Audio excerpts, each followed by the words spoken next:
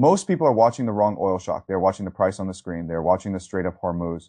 They are watching whether the map says open or closed. They are asking whether crude is above $100, whether tankers are moving, whether governments are releasing reserves. Those things matter, but they are not the deepest problem. The deeper problem is that Europe is about to learn the difference between having oil on paper and having the exact fuel product at the exact place at the exact time your economy needs it. That difference can destroy a summer. It can close diesel pumps. It can cancel flights. It can turn a global oil story into a European employment story before most people realize the connection. I spent my life looking for the weak link in systems in a business. It is often not the product people talk about. It is the small supplier, the credit line, the plant capacity, the railroad connection, the thing that works quietly until one day it does not. In finance, the crisis often begins where leverage has been hiding in energy. The crisis begins where people assume logistics will always solve the problem. Europe's weak link is not simply crude oil. Europe's weak link is refined fuel. That is the sentence I would put at the center of this whole situation. After the shocks of the 1970s, Western countries learned that depending too much on Middle Eastern crude was dangerous. The lesson was expensive, prices multiplied, queues formed, governments rationed. People discovered that cheap energy was not a law of nature, but a political and geological arrangement that could break. So Europe diversified. It bought from different suppliers. It built emergency reserves. It developed North Sea resources. It created systems to respond when supply was interrupted.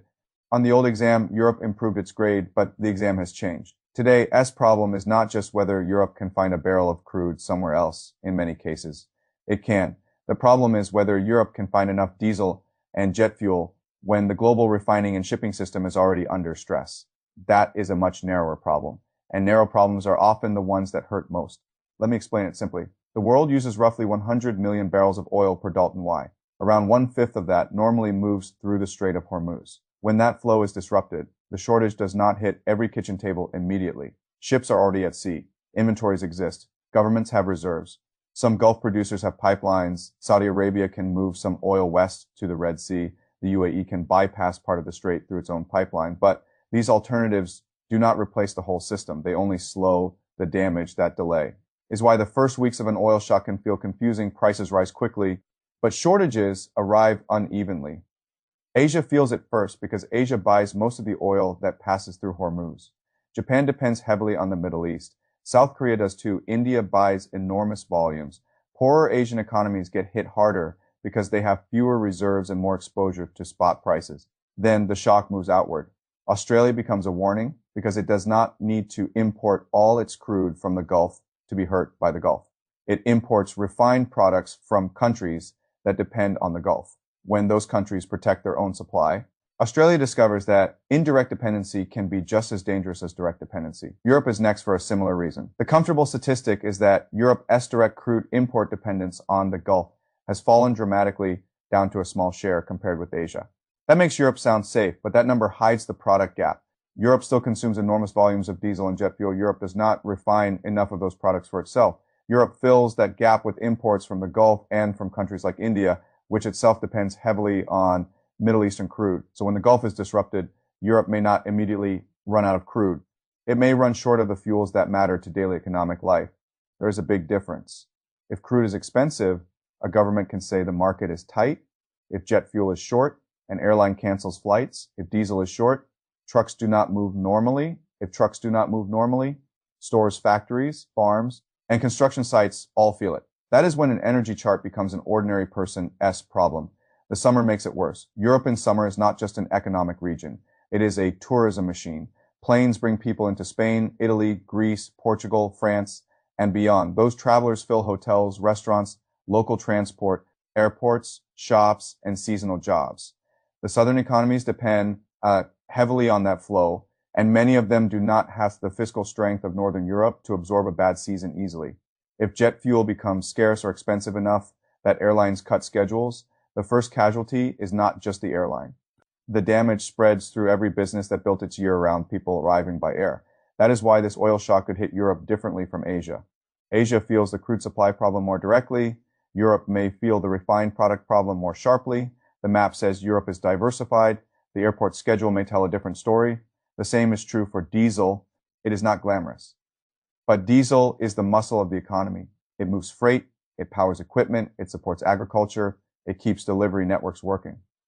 A shortage or major price spike in diesel is not just a problem for drivers. It is a hidden tax on food, construction, manufacturing, and retail. That is how inflation returns through the back door. Not because consumers suddenly want more goods, not because wages are rising too fast, but because the physical cost of moving and producing basic things goes up. A central banker cannot solve that easily. If rates go higher, demand weakens but fuel does not appear. If rates go lower, inflation risk rises. If governments subsidize fuel, deficits widen. If they do nothing, voters become angry. This is why energy shocks are so politically dangerous. They trap decision makers between bad choices. Europe knows this history. The 1970s were not just about oil. They were about the realization that modern economies could be held hostage by energy flows. Western leaders responded by building reserves and diversifying supply. That was intelligent. I admire the practicality of it, but practical preparation becomes dangerous when people mistake it for permanent safety. A reserve is not a refinery. A reserve is not a tanker. A reserve is not an airline fuel network. A reserve is time. And time only matters if you use it to adjust Europe. Strategic reserves can help soften the first blow. The International Energy Agency can coordinate releases. Governments can draw from stockpiles. Buyers can pay higher prices to source crude elsewhere. But if the underlying disruption persists, the reserve release simply turns one question into another. What happens when the reserve cushion gets thinner and summer demand has not fallen enough? That is the approaching test. The market will force demand to adjust. It always does. The choice is whether demand adjusts through planning or through pain.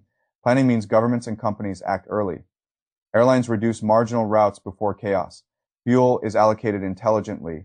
Refineries run hard where consumers receive honest signals. Businesses prepare for higher transport costs. Pain means denial first, then sudden cancellations, closed pumps, emergency measures, and political anger. I prefer planning. The world usually chooses pain. Investors should understand the second order effects. The first order effect is oil price. That is obvious. Everyone sees it. The second order effect is margins. Which businesses can pass on higher fuel costs? Which airlines are exposed? Which tourism regions lose demand? Which logistics firms have pricing power? Which retailers get squeezed by transportation costs?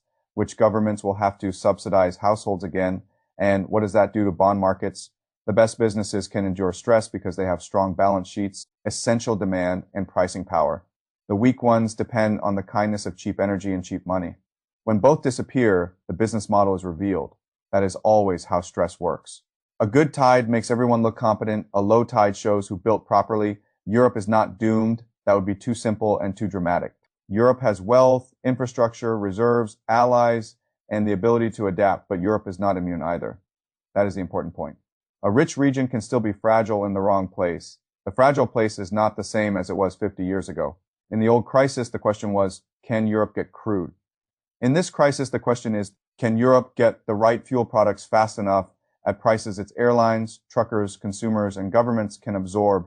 That is a much more uncomfortable question, because if the answer is no, the crisis will not wait for a formal announcement. It will appear in schedules, invoices, pumps, ticket prices, and canceled plans. It will look like inconvenience before it looks like recession. That is how real economic damage often begins quietly, then broadly, then suddenly. So I would not be reassured simply because the Strait of Hormuz is open today. A waterway can reopen faster than a supply chain can heal. A tanker can move while a refinery remains short. A government can release reserves while the structural product gap stays in place. Europe's next few months will be a test of physical reality. Not speeches, not forecasts, not comfort from old diversification statistics. Physical reality, how much fuel exists, where is it, who owns it, how fast can it move, what price clears the market, which countries get priority, which sectors are forced to consume less. Those are the questions that decide whether this remains an expensive summer or becomes something more serious. And the hard truth is that Europe has less room for error than it thinks. It escaped the worst version of one dependency and walked into another. It reduced its exposure to Gulf crude, but left itself exposed to refined product shortages.